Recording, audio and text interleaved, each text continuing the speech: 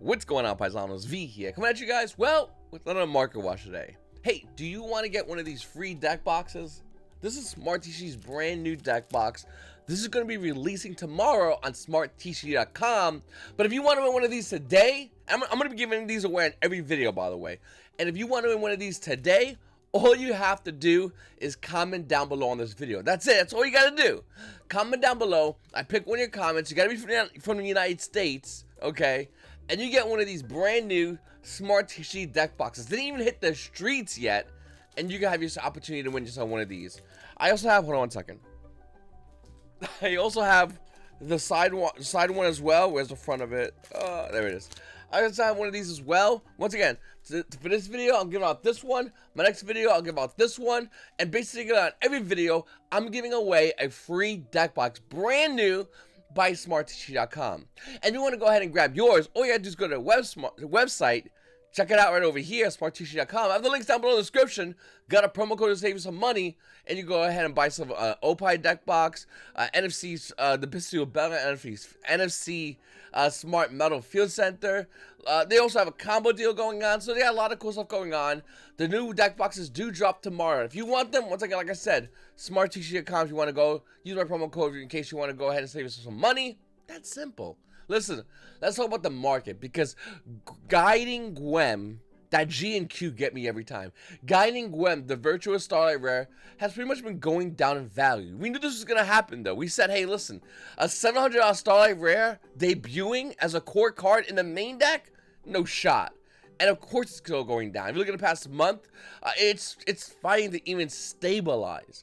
This is a Starlight Rare that I personally would like to buy myself, but the price point right now is currently at $280. This is kind of where we guessed it would go to. The question is, will it go lower? I think it will. I think it'll hit around $250 where it'll probably stabilize. And that's only for this Starlight Rare. I might do a Starlight Rare from Cyberstorm Access in every video just to grab one and randomly talk about it. This one's Guiding Gwem. Once again, it's gonna go low. It's gonna go a little bit lower in the future, but it'll have a stabilization period. All right. Let's talk about Speed Duel GX, Duelist of the Shadows, because Speed Duel is pretty much dead because Konami's not really good at really doing things to Speed Duels. It is what it is. It might be because lack of interest. It might be because Speed Duels will roll off for new plays, even though it's YuGiOh Light on the best day. We don't know. One thing we do know is with the reprints of Speed Duels, especially Speed Duel GX, there is still value for the TCG players, as these cards can be used as TCG. Secret Rare Super Polymerization at $9, not a bad buy. Now looking over here, it's kind of went up and down all over the place, but it's pretty much $10 a copy at this point. Well, you gotta include shipping, but still not a bad for Super Poly. DD Crow, which has a really weird history. DD Crow, when it sees play, and it really sees play, goes up a lot higher, but it hasn't been really going up lately because we have BIS deals. Konami would literally have to limit every BIS deal in order for DD Crow to have any kind of value, and even then, would DD Crow ever have value? Don't know. Macrocosmos over here used to have it has this ultra rare, what I think was the most valuable version of super rare. Secret rare looks kind of nice at $9, so it is technically the highest rarity of Macrocosmos. But once again, Speedos really blur the line between the harder value and the higher rarity value. You also have other cards like Allure of Darkness, Secret Rare being roughly around $10. This card has tons of tons of super rare reprints, an ultra rare, a bunch of commons, and Allure of Darkness is one of those cards, once again, that when it sees play, it's worth money, and when it doesn't see play, well, the value is worthless, so it's in a weird spot. You also have lower printing, so you have a common Allure of Darkness, you have a common Super Poly. Fog King had some weird hype to it, and it always in history has weird hype. Toad Dragon has sporadic hype to it in the past. Cards like Illblood Secret Rare, which if you go to the original print version, is worth a ton of money, but the Secret Rare out of Duels of Shadows, $1 for Illblood. Once again, it's a really weird spot that you see these kind of Speedo cards in. I will say, edition format, as it grows more in popularity, people are going to look towards Speedo cards as they are easier reprint. I mean, once again, Illblood, if you want Secret Rare printing, we'll go to this one because it's a great example. If you want a Secret Rare printing of this card, why not get it for $1? Now, if you said, wait a minute, V, maybe I'll play a little more and buy the Secret Rare out of Tactical Evolution. Alright, how much is that bad boy? So first edition, light play, near mint. Oh, it's $134. So for one of these, you can get 134 of the other secret versions of Illblood. Yeah, Yeah, okay. The super rare, by the way, has secret list layers. Is roughly around 5 cents. It did come common in Joey's World, but once again, this is one of many different versions of like Edison format cards. Like I said, Edison format is in my opinion, it might even overtake Gold format in certain areas. I hear it has. Comment down below if you play Edison format. Let me know. Do you like it? Do you not like it? Is it a format you really enjoy? You know, once again, I enjoy it because I like to play Black Wings, but let me know if you like it. All right, look at all that Purely's. Purely itself used to be around $45, $49. We're seeing it roughly around $37 for the Ultra Rare. Now, that's nowhere near as low. And you can see over here roughly around 47. You can see it as low as actually 38 bucks, we'll say, but the lowest card price was roughly around $25, so it's nowhere near its regular low version, but it's definitely starting to go down in value. The CR version apparently, which is hitting some crazy numbers, is also, and you can see over here as well, it's also starting to go down. Why is that? Because in TCG, Purely isn't as scary. Now, don't get me wrong, the deck's still really good, but in the OCG, it's the big bad wolf. In the TCG, well, we have a den of all kinds of wolves, and Purely's just yet one of them. It's not the best, but it's definitely not the worst. Look over here at Kashira Fenrir. Well, Kashira's how they are right now in the game. They are the best, I would argue. Now, you might say, wait a minute, V, Super Heavy Samurais, and you're not wrong. Super Heavy Samurais are really good, pack a lot of power, but if I had to choose Super Heavy Samurais or Kashiras, I personally would choose Kashiras. It's my opinion. I don't own any of these decks. I just go by like what dominates the meta. Even though Brandon's the best deck in the game, but that's a whole different story. I will have a branded combo video coming out as well. On that video, I'll award a deck box. I might award a deck box. Should I? Let me know. Anyway, Kashira Fenrir at a Darkwing Blast. This card has been going down, but it has not been going down because everyone's worried about whatever. The card's been going down because it's been out since Darkwing Blast. Like, honest truth. Looking over the card, it's roughly around, well, you can get a lightly paid version for around $22. And if you want the ultra rare version, well, okay, it's gone now. Oh, I know why. Hold on, because I put filters on here. So a little fun thing about TCG Player, no, I didn't put filters. What the hell, dude? Okay, we'll just grab this. I don't edit my videos, by the way. I'm just too lazy. All right, looking over at the ultimate version of the card, it has been going down. It was $110. Who the fuck bought this at $110? The card's 40 bucks, by the way. Like, okay, I mean, unless you deck you want a max rarity, but look how fast it's dropped down. Like, Jesus. All right, here's the reason why Kashira Fenrir has been going down, despite the fact that Kashira's is still probably the most dominant deck in the game. Really simple, really easy. The ban list. That fear of the ban list puts decks like Kashira's, just gets them sweating, okay? Everyone that plays Kashira, especially when it first debuted at them crazy numbers, we're having a good time. And then you realize in the game of Yu-Gi-Oh! That your deck can get smacked with a ban list. And if it does get smacked with a ban list, well, your deck can basically lose all its value. Ask every single tournament player who thought we're going to play tournament Kashiras at Nationals. No, didn't happen. Now, you're probably going, wait a minute, V, what's going on with a ban list? The way I see it, we have a very small window for a ban list. If we don't get a ban list by this week, we're probably not going to have a ban list by Nationals. You might say, wait a minute, V, you might have it next week, the following week, whatever. We need a lot of time to prepare with a ban list. Konami wouldn't really drop a ban list like a week before Nationals. It just doesn't really happen. So looking at Kashira Fenrir and other decks, I wouldn't be surprised as we get closer to Nationals, prices of deck cores like Kashira's might actually start rising in value as those Kashira players start looking around going, wait a minute, we're good? Fuck, I'll play this at Nationals. And with the prices being so low, we just saw a $22 Kashira Fenrir, arguably one of the most expensive cards in the set, players might start getting brave. And then comes Kirikara Divine Carnage. Now, this card is insanely good. Look at the prices slowly been rising up in value. It used to be roughly around like 15 bucks. Over here, you can see it at $45 for the unlimited version. Versions are at $46, so take that with what you will. Now, this is for the secret rare. It does have a Starlight rare, but I just want to focus on secret rare. I will say Starlight rare, Kirikara Divine Carnage were around 120 bucks for a while. I doubt it's like that right now. But listen, the reason why this card's so good for value-wise, because this card punches a lot of players that pretty much play correctly. You're playing Kashiras, you're trying to do everything, you're doing everything correctly, Kirikara punishes you. You're playing Super Heavy Samurais, you're trying to get your board, you're trying to create a board, you're doing everything correctly, this card punishes you. This is one of those cards, in my opinion, like Triple Texas Talents or Call by the Grave, that doesn't help you as a Yu-Gi-Oh player as far as like your opponent, because every card, an ideal Yu-Gi-Oh card exchanges 1 for 1. Kirikara Divine Carnage can wipe your opponent's field if they negated everything you did and thought they were going to win the game.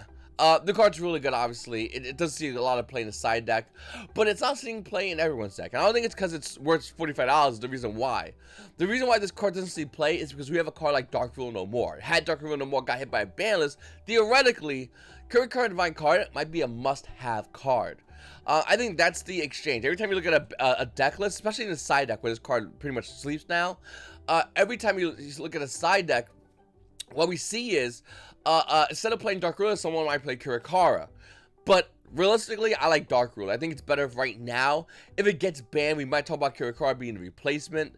But yeah, I mean, you can see his card at the lowest, 125, right around there for Unlimited. But yeah, no, it's kind of how it is right now with this card. It's in a really awkward spot where it wants to be your side deck friend, but Dark Ruler's just so much better. I don't know, let me know what you think about this card down in the comments down below.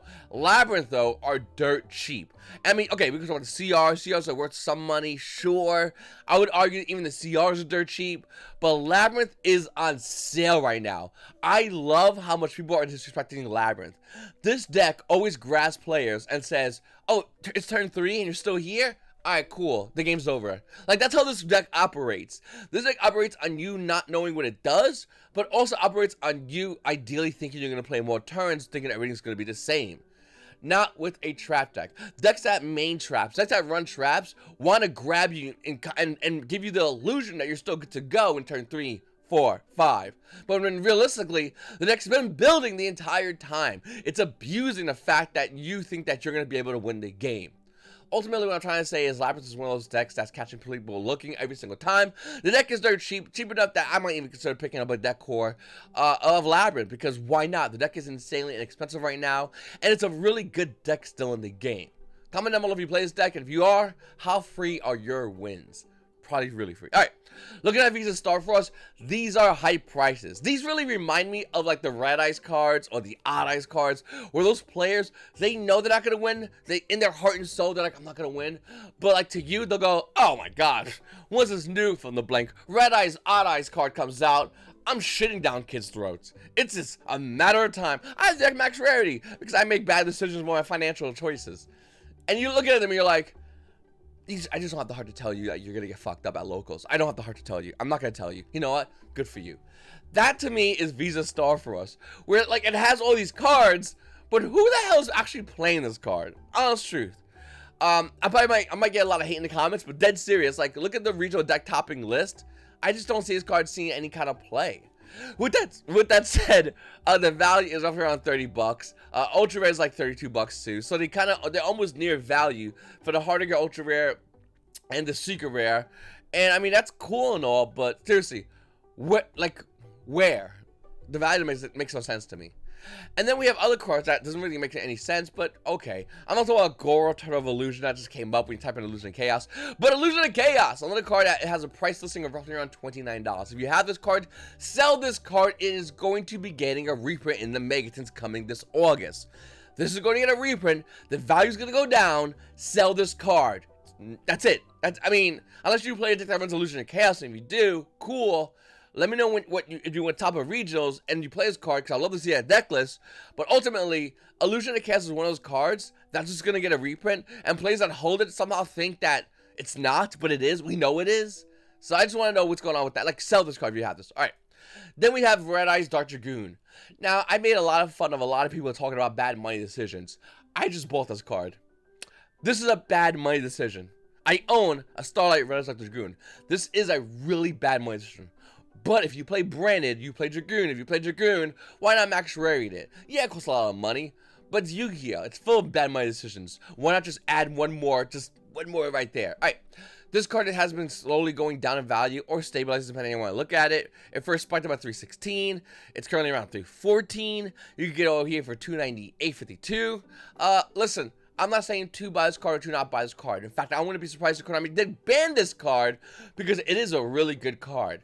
In Oshi, I believe it is banned. Here in the TCG, it's not, so there's also that. Listen, I think this is still a really cool card. I think if you're playing branded max rarity, you obviously want to play Starlight Dragoon. If you don't play Dragoon in your branded deck, I just don't know how you're gonna win certain matchups. Like this card is the freest card of the game for a lot of branded players. If every fucking deck could go into Dragoon, they would run this card. Brandon has the option, and there's some Brandon deck profiles I've been watching, they're just like, I don't want to run this card. Winning sucks. Like, alright, dude, don't. By the way, you don't need a Starlight version. I'm just busting your balls. If you want to get the Ultra Rare, it's like 18 bucks. YuGiOh's like $16. Like, the card does come cheap. Okay, you can't get it easily. Then we have Elementor here, Absolute Zero. So, why is this card worth money? Simple. Because hero players are batshit crazy. Yes. But also, in Edison format, this card actually sees play as a 3 of. Edison format is getting more and more and more and more popular. In fact, I wouldn't be surprised if there's a YuGiOh player out watching this video that plays competitive Yu-Gi-Oh! That basically doesn't own an Edison format deck. It is very popular. Edison format playmats are going on eBay for a good amount of money, despite the fact that the market is about to get flooded with them because more players are playing in Edison format events. I went to regionals. Like, let me know if you have this happens at your regionals. There's regional side events for Edison format, and no more of those garbage winter mats. Those Edison format deck playmats actually have value. Once again, for now, hopefully Konami makes more. Konami, make a Blackwing, Lightsworn, Blackwing, Lightsworn, and you know, that's it. Fuck it. Fuck those other decks. Just make Blackwing, Lightsworn, and Heroes.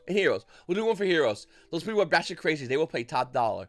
S1 is a format in which you can play a bunch of older decks, and I think it's a good format. It's really fun, to be honest with you. Absolute Zero common, by the way, from OTX Small Pack 5 is $7. I'm gonna throw it out there. Other versions are higher, but $7 for a common if you have any OTX Small Pack 5. Common. Alright. Another card slowly rising in value is Tuner Scheme.